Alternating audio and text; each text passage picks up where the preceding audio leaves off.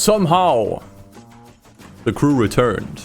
That's right, the game that Ubisoft shut down roughly 2 years ago is now back in, well, an unofficial capacity with a dedicated team of very talented coders, programmers, modders, whatever you want to call them, actually developing an offline patch and maybe later on even adding the ability to play the game online again with other people.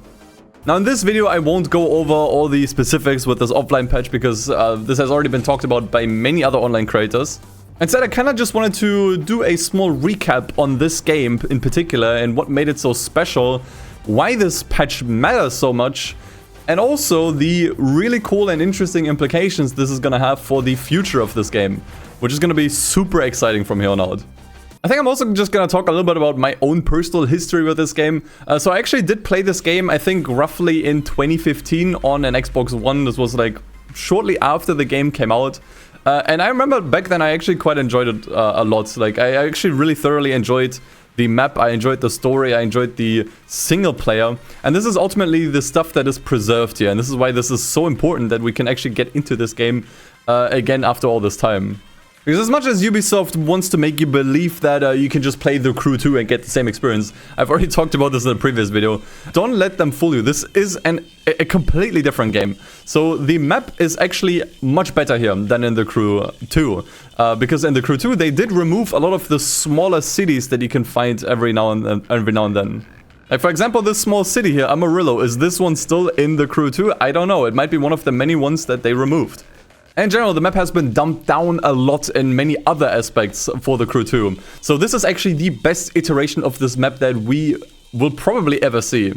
And like to this day, I still think this map is an absolute landmark, ironically, for video game maps in general. Because this map is probably the single best piece of virtual tourism you're ever gonna get for the United States. Because as you can see, pretty much every major city is represented here. So we got New York here, Chicago, Detroit over there, and pretty much everything in between. Now obviously this isn't a full scale of the entire United States. It is shrunken down and a bunch of like smaller towns are not represented. That being said, there is still a bunch of small towns. In fact, one that I discovered that I didn't even know was in this game is Arcadia. I'm not sure if this is supposed to be the same town as in the Life is Strange games, but I think it might be. It looks very similar. And you always learn something new with this game. Even as someone who has played this game a ton, there's still new places I find all the time where I'm like, oh, this is cool, this is neat.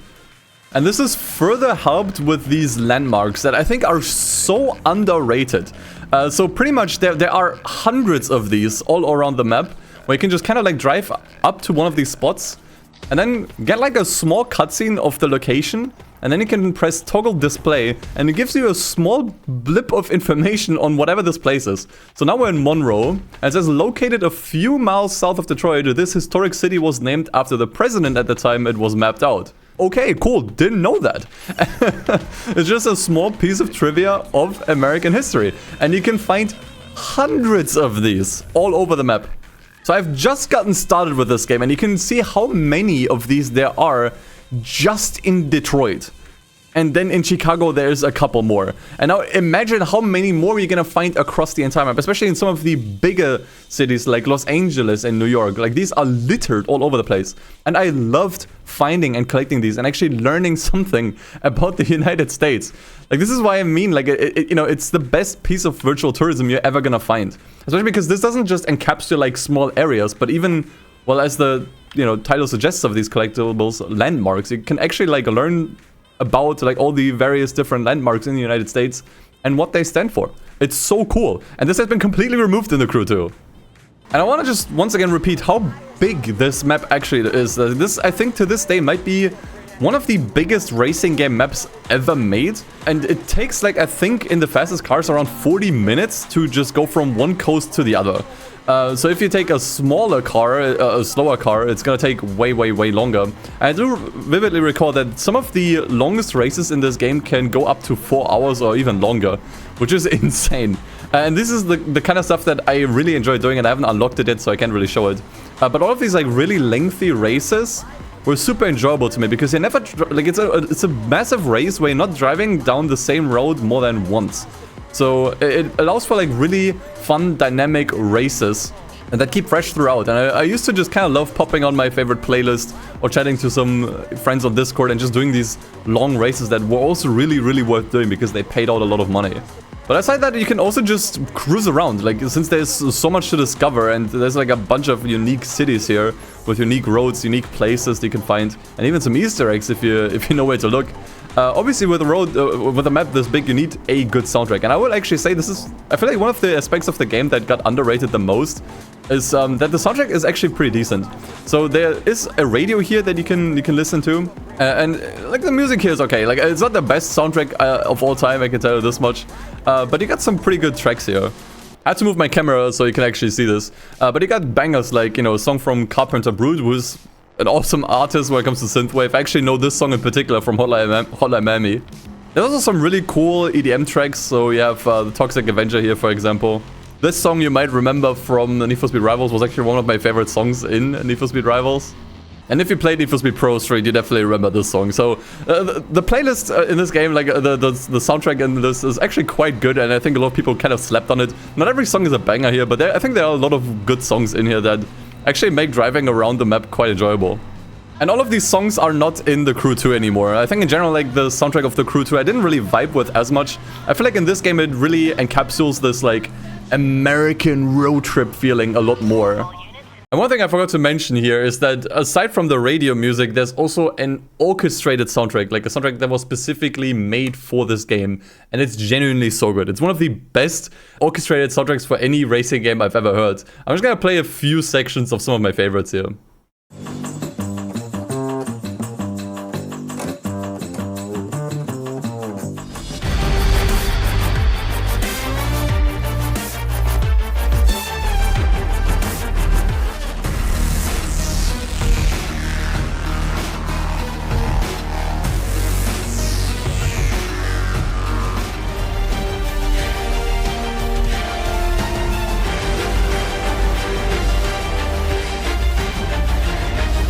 There is also police in the game, which is also not present in The Crew 2 or any other The Crew game. All of the 3 that exist at the moment. But you can get into full cop chases in this game if you just aggro them, and you can get up to 5 stars wanted level, and these can get really intense actually. And in fact, in some of the story missions you will also need to go up against police. Yeah, it's just once again like further proof that this was more leaning into a Need for Speed type game, whereas I feel like the modern The Crew games, they lean more into the Forza Horizon-esque festival racer. And I much prefer what they did with this game in general. You can also just see this with the general art style, you know, like it was supposed to be more grungy, so to say, and not as like clean washed as the newer games, I guess you could say. And along with all of this, you also had a full-fledged story mode with cutscenes, with dialogue, that I'm gonna be honest wasn't like amazing, but it was interesting enough for, you know, what this game was supposed to be. It was like a nice little crime drama story that I think really kept me entertained for quite a while. And I think the high point when it comes to the story isn't really the story itself, but more so the missions, because the missions were actually pretty good and creative for the most part. You don't actually do racing all that much in the story itself. It's more that you know, do like various quirky missions, and you're always doing something different, which keeps things fresh and keeps things interesting. So that's something I also really enjoyed in this game in particular. And so with all that in mind, I hope I made a good enough case why this game really needed to be preserved badly, because there is no replacement for this. There's nothing like this game out there, and the sequel is nowhere near as special as this game was. So I am beyond happy that now with the Crew Unlimited project, this game is now basically getting a revival. And it's going to get a big revival, as I would expect, because this opens up so many possibilities. One that you can already kind of see if you have played the game before, is that the HUD looks completely different. I swear I could make an entire video on this, and I probably will. Because the game has changed a lot in its time while it was available. So the initial version of the game was almost completely different to the latest version of the game, which we are also currently playing. And unfortunately, in many ways, it was much worse. I think, you know, obviously Ubisoft has a history with downgrading games from when they announced them and when they released them. But I think this might be the most prominent case where they downgraded a game while it was active. So the game actively got worse over time in so many aspects. Once again, I will probably make a dedicated video on this eventually. Maybe it will even be the next video. So if that's something you want to see, subscribe, I guess. And one of the ways they did it was to basically change the HUD and pretty much all the UI elements of this game. Basically, this game followed the minimalism trend, and not in a good way, where they basically dumped down all of the UI elements to a really nasty degree. I think the original HUD that you're kind of seeing here looks super rad. Like, it has this like weird 3D effect almost, and it just oozes style, right? Like it just like further complements the grittiness that the game was kind of going for. And like if you look at the speedo, for example, if I hit the nitrous, you know, it adds this like really cool looking glare effect.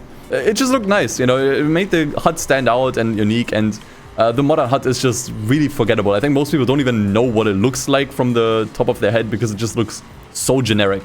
And this is like part of the, you know, part of the reason why I was so looking forward to this patch. It's not to actually play the game again, although that's obviously a huge win, but it's just that the game now becomes accessible to modify, right? Like it just, like it opens all the floodgates, because with the game previously being always online and being attached to the Ubisoft servers, there was no way to actually modify the game. There was no way to make any mods for this in any way whatsoever, other than maybe like a reshade preset, but it's hardly really a mod if you really think about it. However, now that the game is detached from the Ubisoft servers, and you're essentially running the game on a local server, is basically what this is. You're basically emulating the server. You can now modify the game files as you see fit. Now, there are probably still some limitations to this. I wouldn't expect car mods within the next couple of weeks, for example. But you could bring back a lot of elements from the original release that the subsequent updates broke and or maybe even removed outright. Such as, for example, this HUD that I much prefer because I think it looks so much better and also is more readable. Once again, I'll go into this a little bit more in another video, but if you go into the first person view, the HUD is actually way more visible. With how they updated the HUD in the updates, the minimap in particular would overlay the console of some cars, like the center console, and would just become insanely hard to read. With this HUD, it's not a problem at all. So I'm really excited to see what kind of mods people come up with for this game. Even if it's just small stuff, but I think in particular the handling and the physics can be much improved. This was kind of like the main thing that, you know, I was always just kind of like on. It's just that the handling and physics in this game were just never really truly great. Like, they were okay and tolerable, but it turns out even the physics and the handling got worse over time with subsequent updates, so that's great. But also just the graphics in general. So, and it turns out that the team that worked on the server emulator, the Crew Unlimited, are actually working on their own mod to actually bring this game back to its original state, or maybe just improve things altogether. So I'm really looking forward to that in particular, so that I can actually play this game not only as it was originally intended, but also just in a better form overall. But here's what I talked about earlier with the story and the cutscenes. Like, you have characters here, you have dialogue here, missions where you need to take, you know, where you need to complete certain tasks. This is all unique stuff to this game. The cutscenes as well, which I'm not sure if you're gonna see here, are partially broken. This is not because of the patch. This is because of one of the updates of the game that kind of broke the physics in the cutscenes. You're probably not gonna see it here. This is like one of the many things that I would love to see actually improved in one of the mods that we'll hopefully see sometime soon. And one thing that you cannot see at the moment, but that I am using and I think is super cool. So, alright, awesome. So the thing about this game, and I'm not sure if this is because the game was always online or what caused this, but the game is limited to 60 FPS, right? Like, you can only set the FPS limit to 60 or 30. There's no unlimited FPS here. However, since it is the year 2025, we now have access to frame generation, either through smooth motion, through NVIDIA's driver panel, which is what I'm using, or if you don't have a supporting NVIDIA card or an AMD card, you can also use lossless scaling. And you can use this to actually improve the frame rate to at least 120 FPS, which makes the game so much nicer to play. Now, it does come with its own myriad of issues, like there's maybe some artifacting here and there, but to me, it's nothing that really ruined the experience for me, and it's just so much nicer to play this game at 120 FPS. This is also like partially why I was excited for this game to come back, because with modern technology, we can just kind of like improve this game through like external tools. Although there is definitely a chance that the frame rate limit will also be uncapped through some of the updates that we're gonna see through the Crew Unlimited. I wouldn't say this is entirely impossible, and I don't think you will have to rely on frame generation for too long. Now, one other thing I was really curious to see with this project is how all of the online functions are going to be handled. So obviously at the moment PvP is not available, since you can only play the game offline with no one else. But it turns out the summit actually works. So you can actually get into summit events and you can compete in there. And you're obviously always going to win. Like, you're obviously always, since you're the only one participating, you're always going to be ranked first, which means you will get all the highest rewards. Which I guess is cool. I never really liked the summit concept because, you know, you're always going to have the sweats that play this game all the time that will reap all the best rewards. So I was always just kind of like on it.